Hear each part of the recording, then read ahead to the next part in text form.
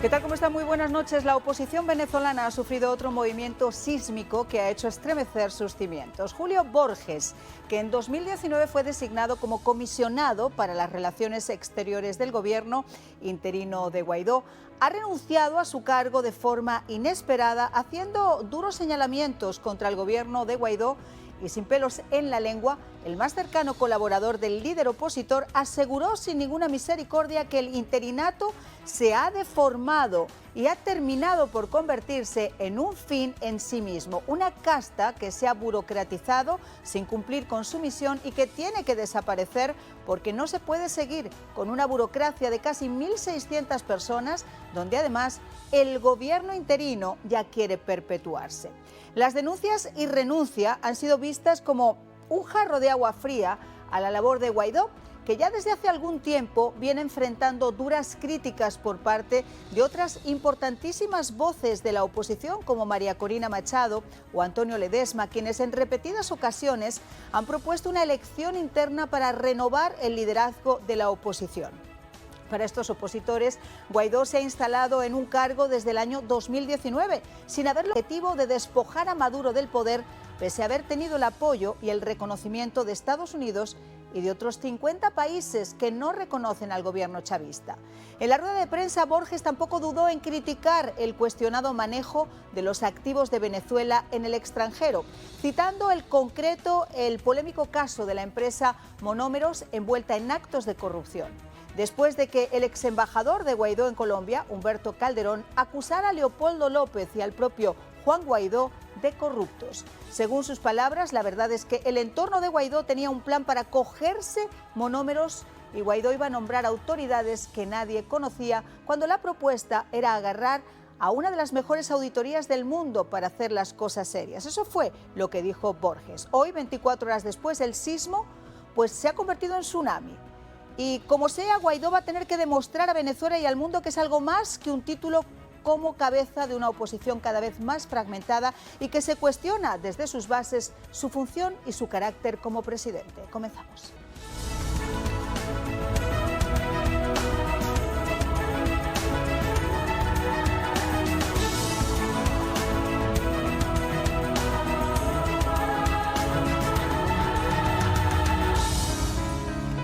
Bueno, pues vamos a dar comienzo de inmediato. Yo estoy feliz porque ha respondido a nuestro llamado, además lo hace de forma exclusiva en el día de hoy. Antonio Ledesma, exalcalde de Caracas, expreso, exiliado político. Muchísimas gracias, señor Ledesma, por acompañarnos en esta tarde.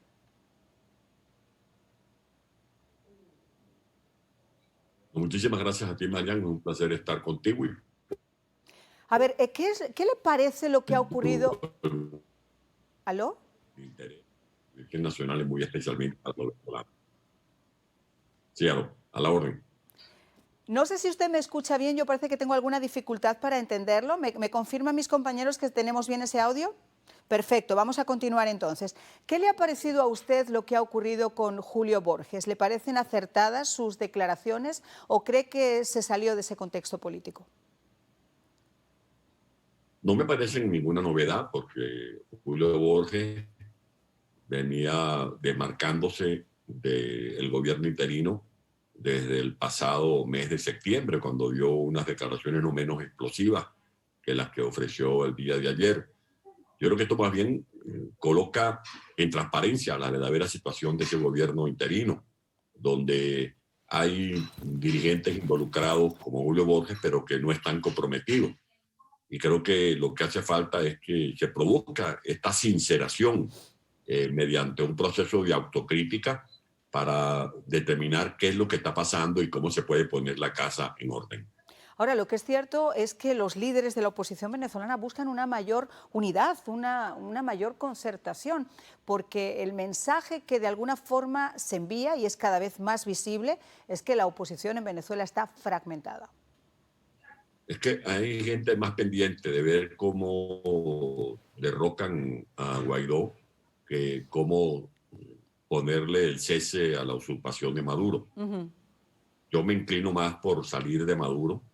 Creo que esa debe ser la razón de ser, Claro. de lucha de los factores opositores, mediante una unidad auténtica, porque la unidad la ha habido.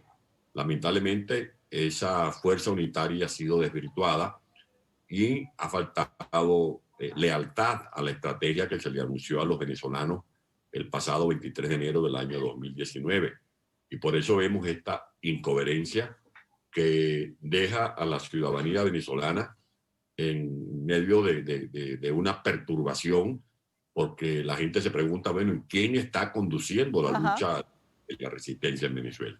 Y esa es la pregunta que se hacen muchos, incluyendo cuando se dio paso a esas negociaciones. De cualquier manera, cualquier pacto con el señor Maduro no es un pacto de caballeros, es un pacto con truhanes. Y sentarse a negociar, había muchos sectores que consideraban que era legitimizar un gobierno ilegítimo. Creo que usted andaba también por esa línea. Sin duda alguna, es que creo que primero que la presidencia interina de Guaidó fue secuestrada por este grupo denominado G4, del cual forma parte el doctor Julio Borges. Él no puede sustraerse de las responsabilidades que le corresponden por las tomas de decisiones que se han producido en estos años. Muchas son consecuencias de que no hayamos logrado el objetivo esencial, que es salir de la dictadura de Maduro. Y por eso digo que se pone la casa en orden, porque mal se puede hablar de un gobierno parlamentario. Esa figura no existe en la Constitución Nacional. Eso fue una manera de desvirtuar la presidencia interina de Juan Guaidó, un gobierno a cuatro, un gobierno de cuatro patas, de cuatro factores, que simplemente se dedicaron fue a crear una burocracia que está reconociendo el propio Borges cuando dice que había una nómina de más de 1.600 personas, y en vez de repartirse cuotas de responsabilidad para ver cómo cada quien contribuía a salir de la tiranía de Maduro, comenzaron a repartirse cuotas de poder, cuotas burocráticas, y por eso vemos este desastre que es sin duda alguna un balance que deja mucho que desear. Julio Borges ha sido enfático. El gobierno interino de Juan Guaidó tiene que terminar. No existe en este momento ruta, no hay unidad, no hay estrategia. Vamos a escucharlo.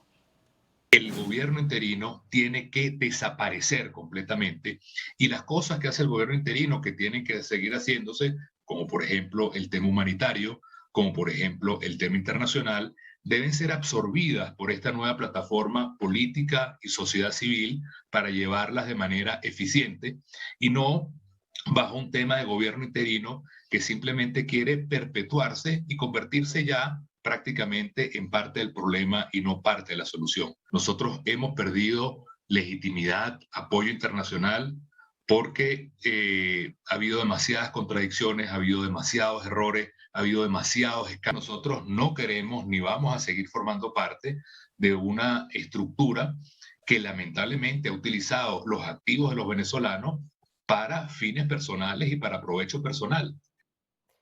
Y ese es uno de los grandes temas. Señor Ledesma, yo sé que le puedo hacer esta pregunta. ¿Cree usted que le ha faltado carácter a Guaidó? ¿Cree que es demasiado ingenuo o cree más que ya es una cuestión de egos que está por encima del bienestar de Venezuela? Yo creo que le ha faltado carácter. Yo lo dije hace algunas semanas, que le ha faltado ejercer su autoridad como presidente interino.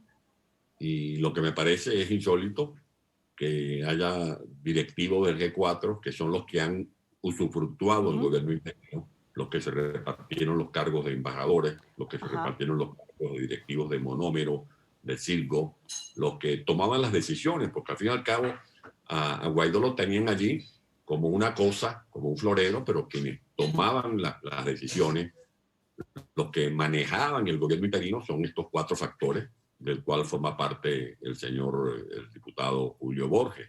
De allí que yo más bien preferiría oírlos a ellos decir que lo que tiene que desaparecer es la dictadura de Maduro, la tiranía de Maduro. Por eso te digo que hace falta sinceridad, hace falta una confesión. Yo creo que estos dirigentes deberían pedirle perdón a los venezolanos por todos estos errores cometidos, que todavía mantienen a ese pobre pueblo en zozobra, que mantienen a millones de venezolanos en el peregrinaje por el mundo, y que dentro de Venezuela hay millones de seres humanos padeciendo los suplicios, los rigores de esta feroz tiranía. Y no es por lanzarle ninguna flor. Yo lo conozco desde hace muchísimos años, he tenido la fortuna y el placer de entrevistarlo en numerosas ocasiones y tengo que decir algo que es una realidad y que seguramente comparten muchas personas en la casa. Su mensaje ha sido un mensaje coherente. El mensaje de María Corina Machado ha sido un mensaje coherente. Quizá el mensaje del señor Guaidó pudiera ser coherente sin toda esa tropa que tiene alrededor que hace que se base en la incoherencia a veces por encima de la coherencia. Vamos a ir a una pausa y vamos a regresar enseguida. Bueno, antes de irnos a la pausa, yo estaba conversando con el señor Ledesma, le decía honestamente que su mensaje siempre ha sido un mensaje coherente, ha sido el mismo mensaje desde el comienzo, el que ha tenido cuando ha estado en Venezuela y le han sacado de su casa preso por mantenerlo y el que mantiene ahora que también se encuentra fuera de Venezuela. Desgraciadamente, señor Ledesma, quienes acompañan a esos líderes están, como yo decía, más preocupados por su propio ego que por mandar el mensaje correcto. Y el mensaje correcto es que el enemigo es Maduro. Y que desgraciadamente todos estos conflictos que se emprenden, como lo que ha ocurrido en esa rueda de prensa, le ponen cierta cara de satisfacción a ese narcorrégimen. Y eso es una realidad. ¿Por dónde se puede llegar a acabar? Porque en un momento donde se podría pedir a Guaidó que actuara con cierta democracia, al comienzo de su mandato, y usted ha mencionado concretamente el tema de los embajadores, etcétera, no fue demasiado democrático. Es que esto se ha manejado con la intención de satisfacer intereses grupales. Y la tragedia de Venezuela no da lugar para eso. Este es un momento en que hay que tener grandeza de alma. Hay que estar en capacidad de dejar en un lugar subalterno las ambiciones personales que, por más legítimas que sean, no pueden ser colocadas por encima del gran interés de los venezolanos, que es salir de la tiranía. Hemos tenido todas las oportunidades. He dicho que en esta coyuntura los venezolanos hemos logrado el respaldo internacional que no alcanzaron ni Bolívar ni Francisco de Miranda. Desgraciadamente, esa euforia de los venezolanos que protagonizaron gigantescas marchas, ese caudal representado en el reconocimiento de 60 gobiernos del mundo libre fue malbaratado. Y yo no quiero con esto lucir pesimista, sino sincero. Creo que esta calamidad tenemos que convertirla en una oportunidad para refundar la conducción opositora. Porque en la medida en que sigamos dependiendo de estos grupos, están más pendientes de ver cómo se pasan entre ellos, no vamos a poder salir de una tiranía que está averiada por los cuatro costados. Si usted revisa Maduro por arriba, por abajo, por delante, por detrás, no tiene gestión que mostrar. Un país postrado en la depresión económica, un país con el 94% de su población en condiciones de pobreza, un país arruinado desde el punto de vista fiscal, un país con su aparato industrial desplomado y sin embargo allí sigue Maduro, enseñoreado, montado sobre las ruinas del país que él mismo ha destruido, y todo gracias a los dislates, a las equivocaciones de una dirigencia opositora que no ha sido sincera, que no ha respetado la estrategia concebida y sobre todo lo que usted acaba de presentar como analista, que es que no ha sido coherente. Y sin coherencia y sin estrategia y sin sinceridad vamos a seguir cometiendo los mismos errores. Esta es una hora de rectificaciones y por eso creo que es una oportunidad para refundar la conducción de la resistencia de Venezuela. Yo creo que eso es lo que muchas personas en la casa se preguntan, porque aquí no estamos solamente tratando de apuntar con el dedo contra alguien, sino hablando del sufrimiento, y usted lo ha dicho, de personas como usted que han tenido que abandonar su patria para tener un futuro mejor o simplemente para tener un futuro, porque no nos podemos olvidar que lo de Venezuela es un narcorrégimen, que el señor que está en Venezuela es un asesino, es un dictador. Y hay que decirlo porque es la realidad. Y es un señor que tiene todo controlado dentro de su propio Macondo, como ha hecho con las elecciones. Vamos a escucharlo. Hemos decidido lanzar para la gobernación de Barinas a un hombre probado, honesto, capaz, valiente, el compañero Jorge Arriaza Montserrat, próximo gobernador de Barinas.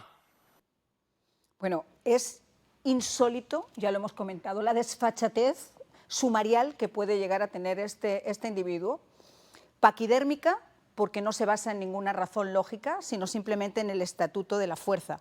Ahora, lo que ha ocurrido en Barinas yo creo que es la guinda ya que se coloca en el pastel a nivel internacional. O sea, sacar de la jugada al ganador lícito de esas elecciones para poner al cuñado de Chávez es el colmo. Es que esto confirma lo que hemos venido predicando. En Venezuela mal se pueden esperar resultados transparentes porque bajo una tiranía no hay elecciones. Venezuela no tiene instituciones libres porque pasamos de ser un Estado democrático a un narcoestado. Y además, una vez que desaparece el Estado de Derecho, lo que prevalece es un Estado fallido. ¿Y por qué es un Estado fallido? Porque el Poder Judicial no está en manos de jueces naturales, está en manos de gatilleros que se ponen una toga y un birrete y dictan sentencias que son complacientes a los intereses del tirano de turno.